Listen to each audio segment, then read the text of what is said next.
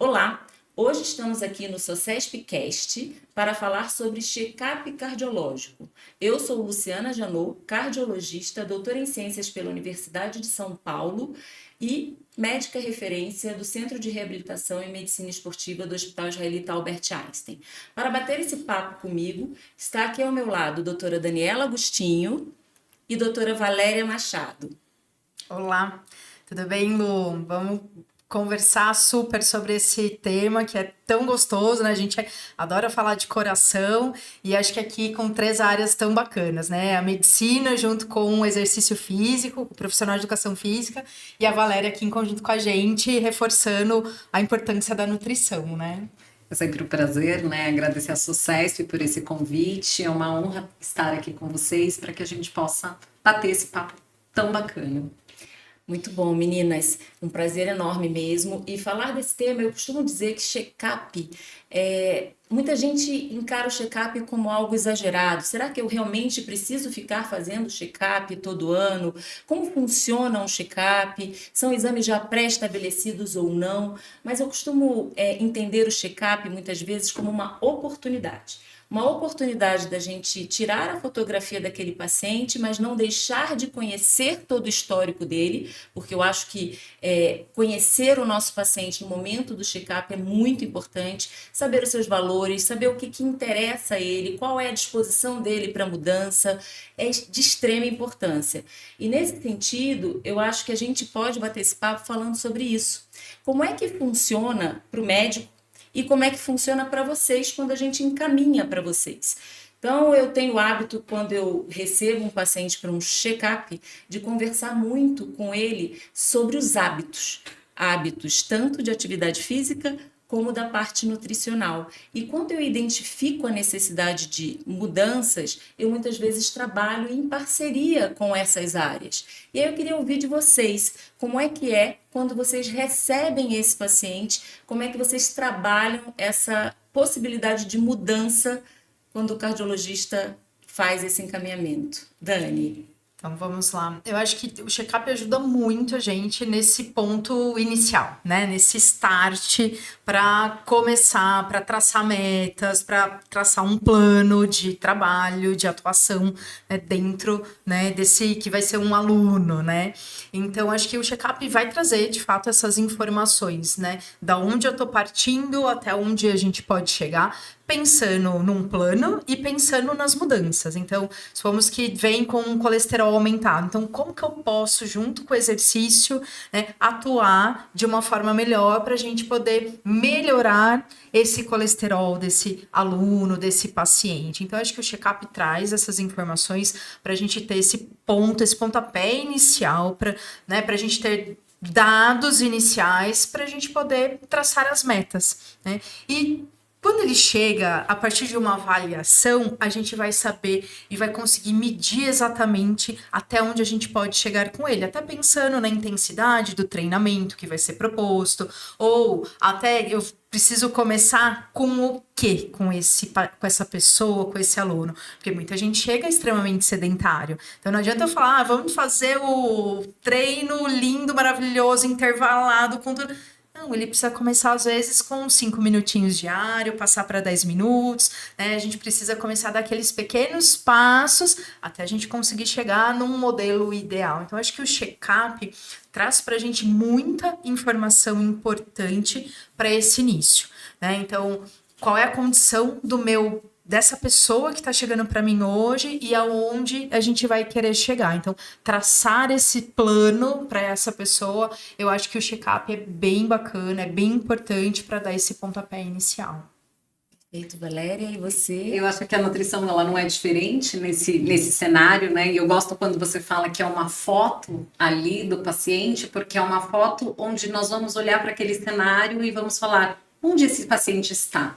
Ele está numa questão de prevenção, então eu vou trabalhar junto à nutrição para um cenário de prevenção, ou eu vou trabalhar junto à nutrição num cenário de tratamento. Ele está com os exames alterados, não está com os exames alterados, então ou eu vou prevenir para que ele não altere esses exames, né? E quando a gente fala em nutrição, vem sempre aquele medo, né, de vai proibir o que eu mais gosto de comer, e na verdade é trazer esse olhar gentil junto a isso e dizer, não, a gente vai trabalhar o equilíbrio, nós vamos, né, passo a passo, fazer essa modificação, né? Eu sempre digo muito dentro dos meus atendimentos e em tudo que eu faço, que a nutrição ela é um tratamento. Então, a mudança de hábito, ela acontece assim como exercício. Não dá para ir lá, vamos começar correndo, né? Não dá para começar tirando tudo, né? A gente vai adequar, lógico que sempre com olhar para a condição clínica daquele paciente, né? Se a gente tem a oportunidade de fazendo isso de uma forma leve, pouco a pouco, fica muito mais interessante para o paciente e é efetivo aquele tratamento. Perfeito. E nesse sentido, quando você fala de tratamento, existe algum tipo de dieta que comprovadamente é melhor para o paciente, por exemplo, com doença cardiovascular? Hoje existe, né? Eu sempre falo assim que a melhor dieta é a dieta que o paciente consegue seguir, né? Aquela que a gente vai acordar ali com ele. Mas quando a gente fala cientificamente dos estudos, o que os guidelines, né, do mundo traz para nós, então uma dieta DASH, uma dieta do Mediterrâneo, que tem um olhar ali sempre de sinergia do prato. Então hoje a gente tem muito claro na literatura que não é um único alimento que vai ter um superpoder, e sim a sinergia daquele prato, da combinação daquele prato, quanto mais colorido, com vegetais, com frutas, e o nosso, né, tão combinado arroz com feijão, o quanto isso, né, de forma equilibrada, a escolha, né, da carne e o equilíbrio da carne vermelha com a carne branca ao longo da semana, então tudo isso é protetor, né, é o que traz a prevenção ali, mas o que faz mais sentido é quando aquele paciente consegue seguir de fato. Né, não adianta nada, eu falo que em momento algum, né, um profissional da nutrição pode tirar uma dieta pronta da gaveta e entregar e dizer, olha, evitar, preferir, né, porque eu acho que nutrição não é isso, é muito mais do que isso, é o que você falou, é sobre aquela conversa inicial com o paciente e entender em que cenário que ele está para que a gente possa de fato tratar. Com certeza, é o cuidado centrado no paciente. Eu costumo dizer para eles assim, não sou eu que vou mudar, é você que tem que estar disposto. E qual é a sua disposição para essa mudança, né? E Dani, do ponto de vista de exercício, tem alguma recomendação que você saiba que já está lá pronta? Essa daqui é a recomendação básica, mas como é que você trabalha também com esse paciente, pensando na prevenção cardiovascular? Acho que assim como a Valéria falou, né? Da hora que ela falou do evitar, recomenda, me veio também um estalo que a gente fala, a grande maioria fala, sai para caminhar, né? Aí a pessoa fala, ai, nossa, mas é a que eu menos gosto de fazer. Eu acho que antes até mesmo da gente falar, tá bom, a gente tem lá o guideline que fala 150 minutos de exercício, né? Que é o ideal, que a gente sabe comprovadamente vai ter um efeito cardiovascular melhor, ou 75 minutos de uma intensidade mais aumentada, para quem quer perder peso, 300 minutos, mas eu acho que vai muito mais além, né? Então, o evitar ou preferir, primeira coisa, a gente tem que ver também o que a pessoa gosta de fazer. Né? Então, pensando nas pessoas, na população de uma forma geral, eu acho que é adequar o que a pessoa gosta. E tem muita gente que não sabe o que gosta. Muita gente, às vezes, nem nunca experimentou. Então, às vezes, fala, mas eu gosto muito de dançar. Tá bom, então vamos procurar lugares que tenham aulas de dança que te interessem. Porque se você fizer uma aula de dança bem feita, você tá garantindo ali o cardiozinho, né? Então, dá para tentar fazer um meio termo com o que você gosta mais e com o que é importante, com o que é necessário, né? Às vezes a gente, com as mulheres, a gente tem que negociar muito a questão da musculação, né? Que a maioria das mulheres não gostam de fazer musculação, não quero pegar peso, vou ficar forte. A gente sabe que precisa pegar muito peso para ficar forte, né? A mulherada tem que pegar pesado de verdade. Mas esse convencimento, que na verdade é esclarecer os porquês, leva um tempo, né? Então não é assim, chegar e falar, tem que fazer isso. Então, tá bom, qual é a atividade que você gosta mais ou a que tá cabendo melhor na sua rotina? Porque também não adianta eu falar pra pessoa, olha, você tem que caminhar, só que o parque mais próximo dela fica a 10 quilômetros ou a academia mais próxima ela não pode pagar. Então, tudo isso precisa ser adequado.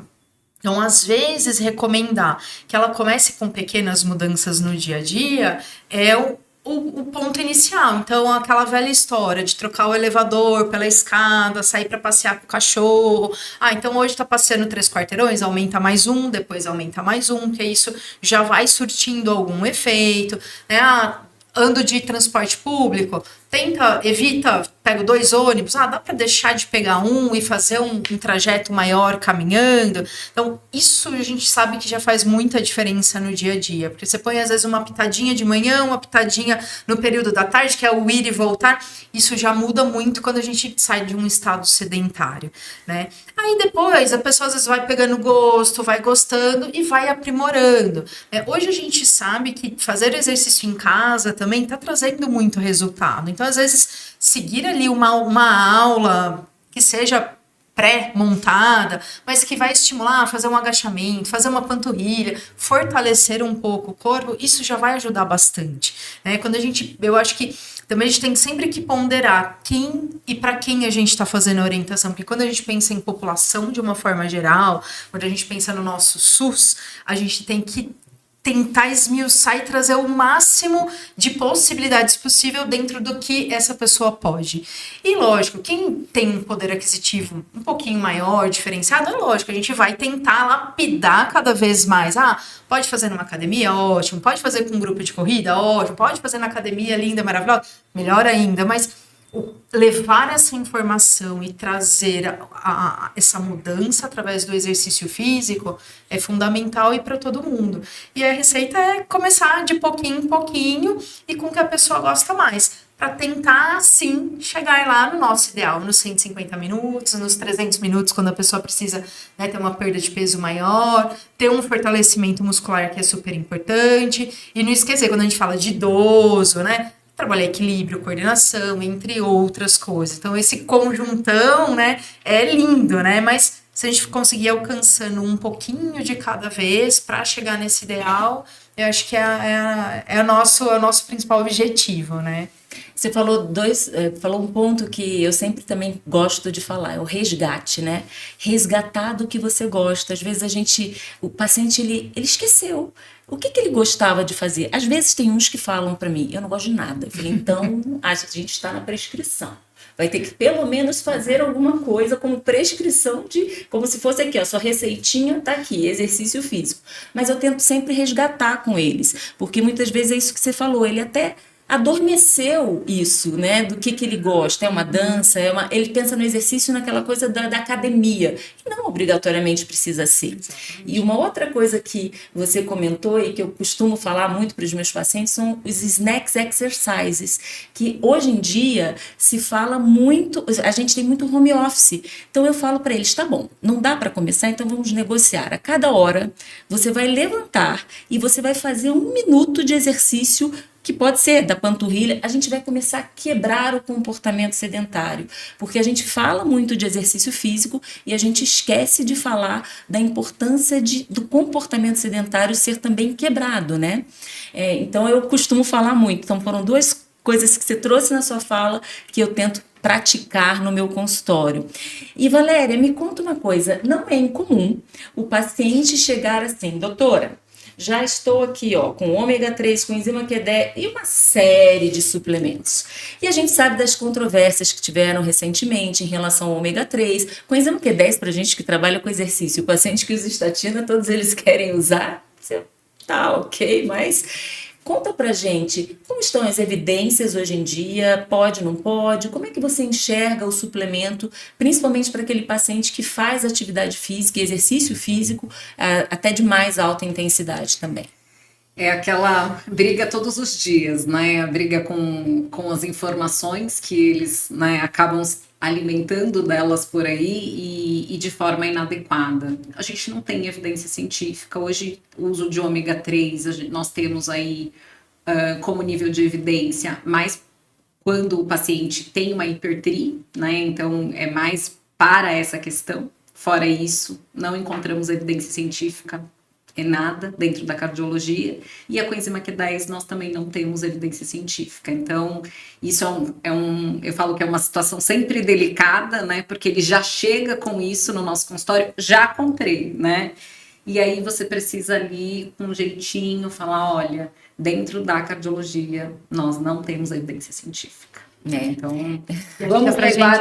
E dá para fazer um paralelo, acho que com os suplementos da academia, né? Que antes de chegar na academia, ele já chega no primeiro dia com a coqueteleira, e aí é onde eu começo, né? Ele já tá ali com o whey, ou com isso, ou com aquilo, né? Sem nem saber se precisa tomar, se é, né? Se para ele aquilo tá fazendo falta ou não. E aí acho que é onde entra a extrema importância de passar com vocês. E sabe né, o que eu acho? Que as pessoas, ela dá tanto valor para o suplemento e ela esquece que a maior biodisponibilidade está no alimento. Né? Então, quando a gente fala de ômega 3, então eu falo o poder do ômega 3 no alimento é totalmente diferente do poder do ômega 3 da cápsula. E aí eu posso falar de coisas assim que são tão simples ali no dia a dia, como uma linhaça, por exemplo, que é super rica em ômega 3 e que vai trazer de fato um benefício cardiovascular. Ou eu posso falar de sardinha, né? E não preciso falar de salmão, até porque o salmão nem tem a quantidade de ômega 3, né, que tem na sardinha ali.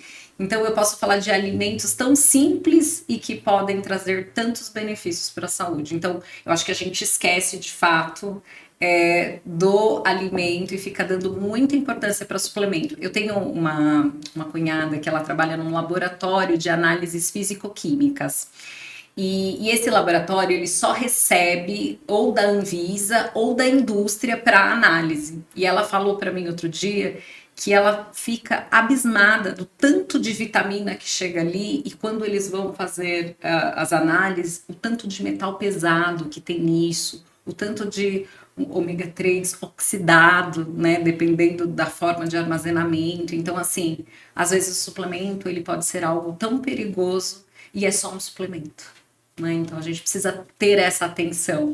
Ter uma alimentação saborosa é muito melhor, né, do que tomar uma cápsula e vai trazer mais benefício. Com certeza, não. E é interessante, quando eu tento negociar com o meu paciente que chegou a hora dele procurar uma nutricionista, um profissional para ajudá-lo na parte de exercícios, muitas vezes eles chegam com essa verbalização de tipo, eu já sei o que fazer. Aí eu falo, não.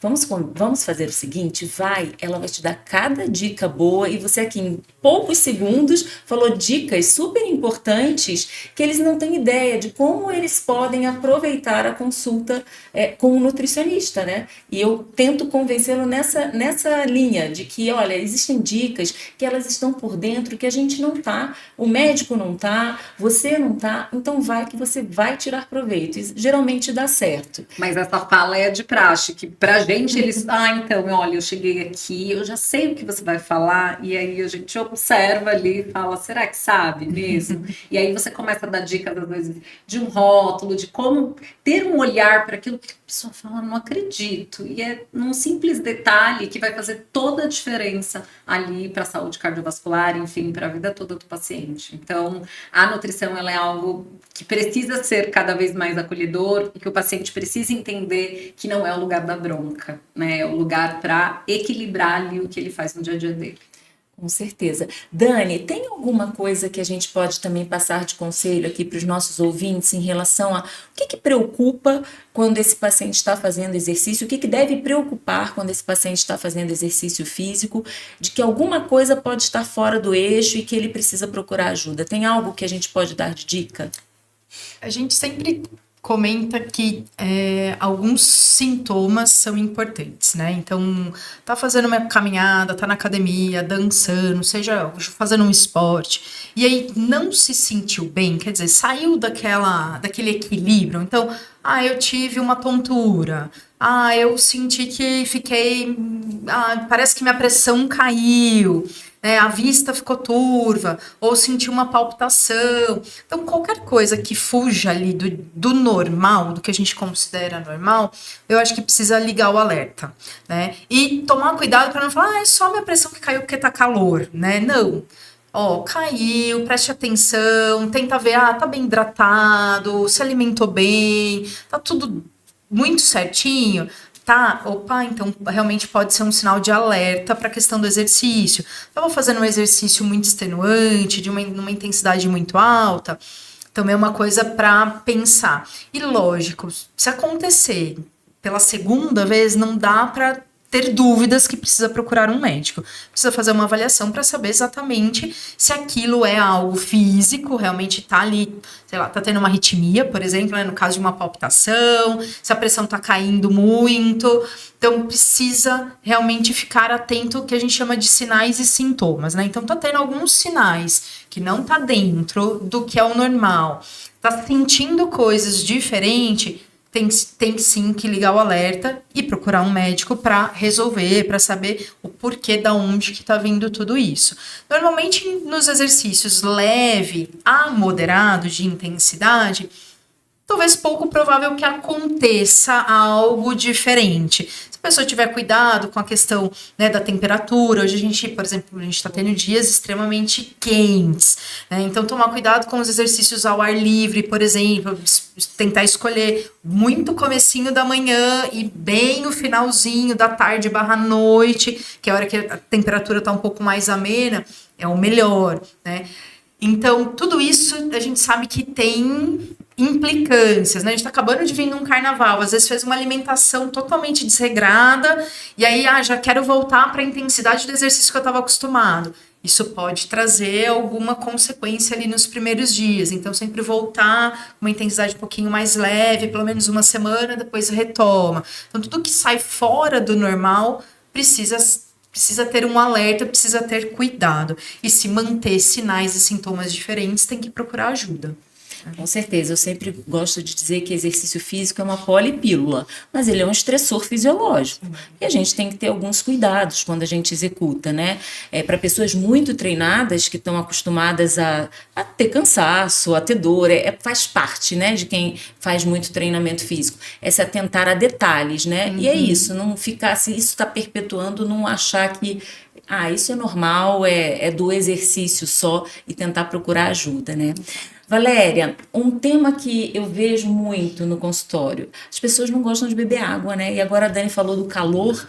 Você tem alguma dica prática, assim, do mínimo que a gente possa falar para o nosso paciente? Olha, pelo menos esse aqui é o mínimo. Eu até brinco. Eu tenho vários pacientes que eu falo, você gosta de ser camelo? Você é camelo? Porque, assim, eles realmente, eu vejo que hidratação é um ponto falho quando eu faço a anamnese. Você percebe isso? Muito, né? Eu acho que essa é a grande dificuldade, é um grande desafio que a gente encontra. Então, eu sempre digo assim, se você não bebe nada, não é hoje que você vai começar a tomar 2 litros de água. Então, nós vamos começar devagarzinho. Você vai começar lá com 200 ml, 300 ml. Concluiu isso? Aí você vai aumentando gradativamente. A dica de carregar também a garrafinha é uma coisa que ajuda, porque você consegue quantificar. Porque às vezes a pessoa fala assim, eu bebo bastante água. Quanto? Não sei. Será que é bastante mesmo ali, só no copinho? Então eu sempre dou a dica de carregar a garrafinha. Mas não gosto de água. Então vamos saborizar essa água, vamos comprar uma garrafa transparente, colocar ali fatias de fruta, pedacinhos de morango, enfim, para que a gente traga um atrativo para aquilo, também pode ajudar a funcionar ali no dia a dia do paciente. Mas é algo que precisa ser gradativo. Não adianta falar, olha, hoje vamos começar com 2,5 litros, 3 litros. É uma fórmula, né? Não dá. A gente até sabe que tem o ideal, mas não dá, assim como exercício. Vamos gradativo, senão ele já desiste no primeiro momento. Então vai né? colocando pequenas metas e conforme ele vai cumprindo aquelas metas, a gente vai aumentando isso e isso funciona bastante. Legal. E aí a gente conversou aqui, começou a nossa conversa falando do check-up como médico encaminhando para vocês. Como que é o inverso? Tem algum sinalizador para vocês que você fale, puxa, você precisa passar numa avaliação e fazer isso? Isso faz parte da rotina de vocês? Vocês podem me contar um pouquinho como é? Eu falo muito de histórico familiar, né? Então eu gosto muito de ouvir a história familiar do paciente, até porque a minha vida foi sempre trabalhar com hipercolesterolemia familiar. Então acho que isso virou um hábito meu e isso é hábito da minha equipe dentro do consultório hoje, de você investigar a família, né? E quando aquele paciente traz uma história de uma doença arterial coronariana prematura, aí eu já levanto ali, opa, você tem um cardiologista para chamar de seu? Eu sempre pergunto isso. Então, eu sempre trabalho com bons cardiologistas e falo, olha, eu vou te encaminhar aqui para esse cardiologista, porque daí o paciente conta uma história que a mãe faleceu aos 50 anos de um infarto. Então, eu falo, olha, você, mulher, precisa também aqui, ó, a gente já tem esse histórico. Então, toda vez que eu levanto essa bandeira ali do histórico e sei que vai ser um risco, a gente encaminha o nosso paciente para o cardiologista. Eu acho que dentro da minha atuação, né, como eu atuo com reabilitação, a gente acaba sempre recebendo o aluno, o paciente, ele já vem de um cardiologista, ele vem já avaliado, e a gente eu tento manter essa periodicidade com esse aluno, com esse paciente, né, sempre questionando, quando você vai voltar, quando a gente vai fazer novos exames. Porque até foi uma coisa que num curso que eu fiz, uma área totalmente diferente, dentro da educação física, mas diferente, e eles questionaram como que você faz, como você mede a evolução do teu paciente. E para mim era muito claro, porque como a gente trabalha com reabilitação, a gente está sempre com um teste ergométrico, teste ergospirométrico, e é uma forma da gente conseguir fazer medidas de melhora de capacidade física, principalmente, ou da tolerância ao esforço, através dos testes de esforço. Né? Mas quando a gente pensa numa pessoa, vamos dizer, que não tem uma cardiopatia, é uma pessoa que procurou, quer começar a fazer o exercício, né? Dentro de um ideal que a gente gosta, né? Como a gente está trabalhando na cardio, é lógico, a gente vai falar, olha, é possível fazer, é possível passar, porque principalmente se já está acima de uns 40, né? Ou mais, é interessante fazer a avaliação e isso vai trazer, assim como, né, o check-up, ele vai trazer muita informação para a gente fazer o segmento desse aluno. Eu acho que é importantíssimo. Mas é lógico, às vezes chega as pessoas assim, eu quero começar, ainda não tenho nada e a gente precisa de alguma forma dar esse início. Então, isso é uma coisa, a gente até estava comentando outro dia no programa de reabilitação, assim, a pessoa não tem nada, ou vamos pensar, quando a gente pensa olhando para o SUS, né, ela precisa fazer exercício, a gente não pode simplesmente assim, eu só faço se você tiver um exame. E aí?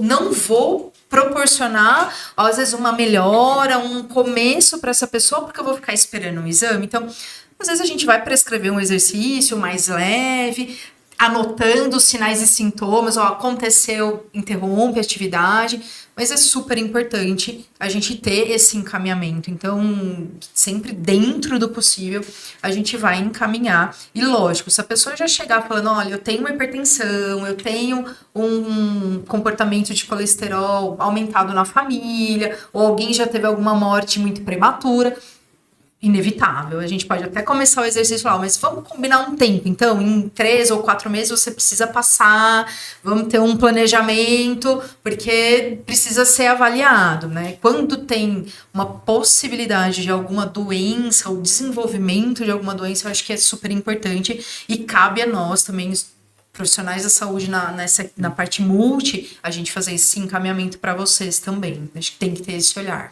É uma via de mão dupla, né? Mas eu concordo com você. Um paciente de baixo risco não tem problema nenhum. O risco de executar exercício é muito baixo, né? Se ele fizer de baixa, moderada intensidade. E a gente não pode burocratizar processos, exato, né? Senão o nosso problema não é todos estão fazendo atividade física. O nosso problema é temos o sedentarismo como risco e esse é o nosso grande problema populacional. Então, eu acho que, assim, o que você falou é muito importante. Se o paciente é de baixo risco, ele não tem uma obrigatoriedade para dar início à sua atividade física sem uma necessidade de ter um aval especializado, né? Ele pode começar a quebrar esse sedentarismo e fazer suas caminhadas sem grandes exames, né? Isso é importante a gente colocar, porque senão a gente vai construir mais barreiras ainda. Mais barreiras, né? Exatamente. Bom, acho que para finalizar, acho que esse bate-papo foi muito gostoso, acho que a gente abordou vários pontos que são extremamente importantes no nosso dia a dia de consultório, essa troca entre profissionais que eu acho de extrema importância. E aí eu queria que agora vocês dessem alguma dica para melhorar a saúde cardiovascular na área de vocês, que vocês achem que é importante para o nosso ouvinte. Valéria? Eu acho que a gente falou, você trouxe uma palavra que eu gosto muito, que é do resgate, né? O resgate é culinário também, né? Eu acho que a gente precisa buscar isso, né? O preparar mais em casa, né? A redução, né, do industrializado cada vez mais. Então, quanto mais eu puder levar para esse lado de uma alimentação mais leve, de uma alimentação mais saborosa, dessas escolhas mais conscientes no dia a dia, do que ficar evitando congelados, porque a gente sabe que esses alimentos, eles têm ali uma quantidade maior, principalmente de gordura saturada, para que se mantenha ali nas gôndolas, né, de supermercado, enfim. Então, trazer esse resgate à culinária saudável, né, e saber que nutrição é isso, é sabor, é adequação, e não é proibição, né, é o não para nutrição sem, é o sim para nutrição sem modismo, né, e o não para restrição. Eu acho que isso tem que ser uma coisa muito leve. Na parte do exercício, eu acho que comece. Não importa com o que, como, quando, mas comece. Eu tenho uma quadra no meu condomínio. Comece caminhando na quadra, que seja 2, 3 voltas, mas comece.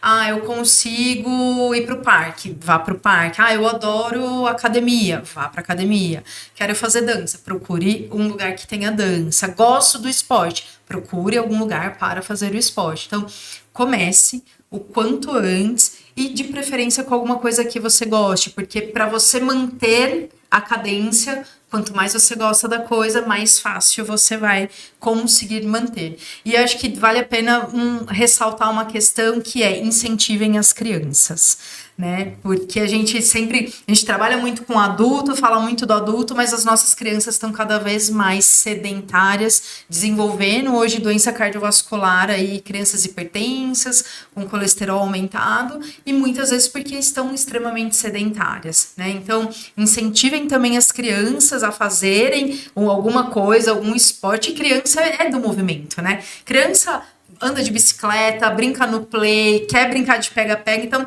para quem é pai e mãe de criança pequena, comece junto com o filho, de repente. Então, tira lá 2 vezes na semana, desce para quadra ou para o parque, praça perto de casa, brinque com a criança. Um pouco que correr, que pular, que movimentar um pouco, já vai ser um começo. Então, é uma forma de incentivar a criança e você estar próximo do filho. Então, une ali o útil ao agradável, né? Então, acho que a gente tem que ter esse olhar para as crianças. Nossas crianças estão cada vez mais sedentárias. Isso vale para alimentação também, né, Valéria? Porque a criança é um grande condutor de mudança na casa. Se ela aprende, se ela é educada, é capaz dela cobrar dos pais, tanto para exercício físico como para nutrição. Eu acho que eu termino voltando ao que eu falei: check-up é uma grande oportunidade. Eu gosto muito de iniciar com a conversa clínica, com a anamnese do meu paciente, para que eu possa realmente não só fazer o resgate da história pregressa, mas também da onde qual o caminho que a gente vai seguir, mas sempre colocando ele no centro do cuidado e trazendo ele para esse cuidado junto comigo para definir o que vai ser possível para ele, né? Então, eu acho que o check-up tem essa função desse olhar mais centrado nesse paciente e nessa possibilidade de a gente trabalhar em conjunto com as outras áreas que são de extrema importância para a saúde cardiovascular dos nossos pacientes. Muito obrigada, meninas. Obrigada. Obrigada.